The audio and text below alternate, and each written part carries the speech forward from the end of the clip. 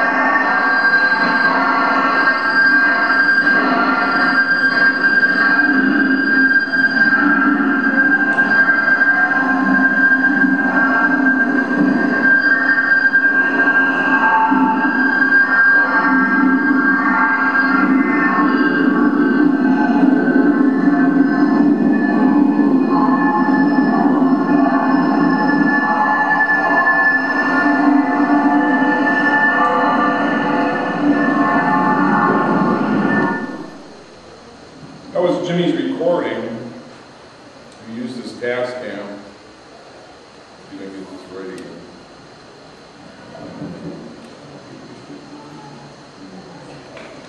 So in conclusion, we're going to go back really fast. This is my page.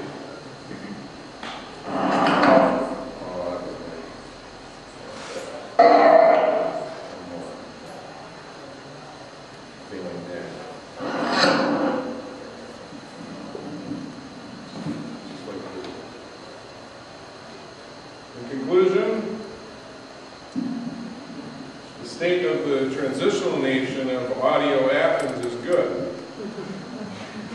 Not having enough time or cooperative weather, nor admittedly even my own lack of energy for various reasons, has not prevented us from exploring and charting this transitional temporary nation we have generated, of which you are all part of, as occupants and agents. As a way of demonstration, now this is where I do the cue. We can do a quick demonstration of reiterative recording or sequential reduplication. I prefer modeled somewhat after L. Sears' work in the 70s. If any of you brought a tape recorder, let's see your hands. Oh wait, they look like this. Just so you know, this is a classic Marantz. It's PMD 221, monophonic. It was a workhorse in film class. I don't know. Okay. And then there's a course in model head. The Carrie brought, which is actually, yes, the classic. You don't have to have this. I'm not asking for that. If you have an iPhone, if you have some capacity of recording, I'm inviting you. I'd read a little speech here. You record it, you all play it back at the same time, I'm going to record that. See, I can pull rabbits out of a hole, I guess, once in a while. So, if you are participating here, we could do that. He's set up. And then, like I says, I'll record,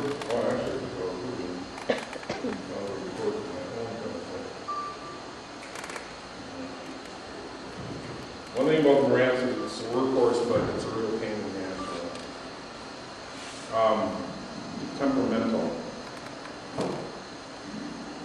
So I'll read the speech. I don't know who wants to record. If you just give me a word, because I don't want to start if you're ready. You can use your video.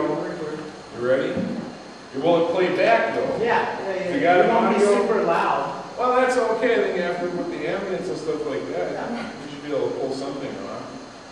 So I'll read the speech, then you guys can rewind it if you don't have to with the digital, and then you'll play that back. I'll record that, and that's a short demonstration. Ready? Okay. Are we disappearing beneath the immensity of the copies we are generating? It's not enough that we duplicate as a species, but we increase our presence exponentially with every copy we generate.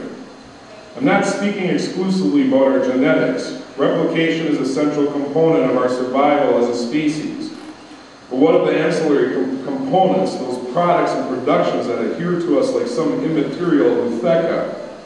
We have this habit of creating things, events, ideologies that appear to be original, but in actuality are just copies of other things.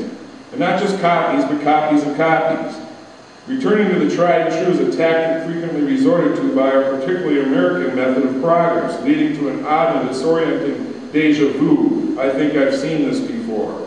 And we have, except that it is a copy, a weak and degenerated copy of a previous copy that has little relevance and whose presence, after repeated representations, bears little resemblance to neither the tried nor the true. Okay, now you have to play that back. Everyone rewind. You don't have to rewind.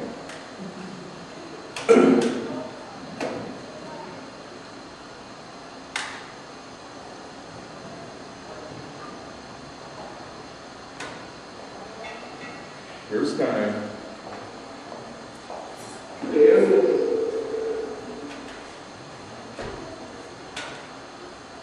Wait, we're waiting for digital people.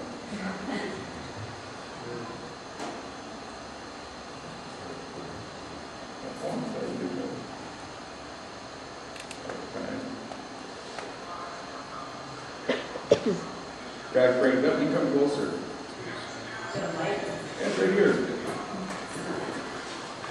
You guys can go now.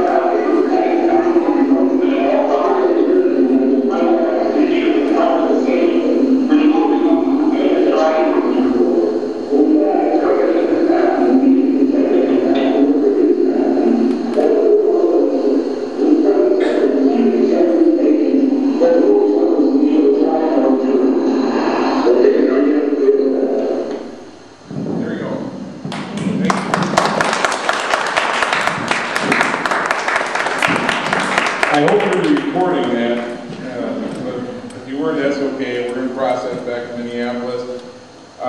We have CDs for sale. We're charging $15 a piece for them. $5 should go to ATHICA. Trying to help out here. If you're not interested, just keep right going.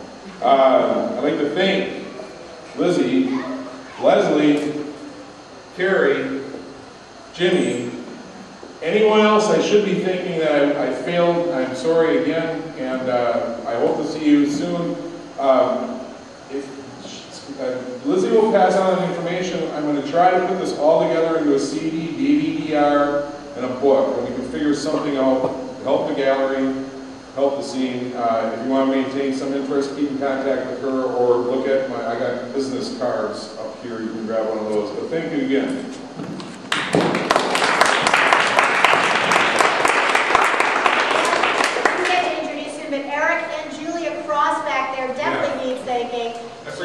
Spouse of 25 years and comes along with them on all these art placations, and I was just thrilled. Eric showed an amazing piece in homage to Nam June Paik here years ago when he wrote me and said, I want to take a placation in Athens, and I'm doing this participatory where I work with locals getting sound. I was like, boy, does that fit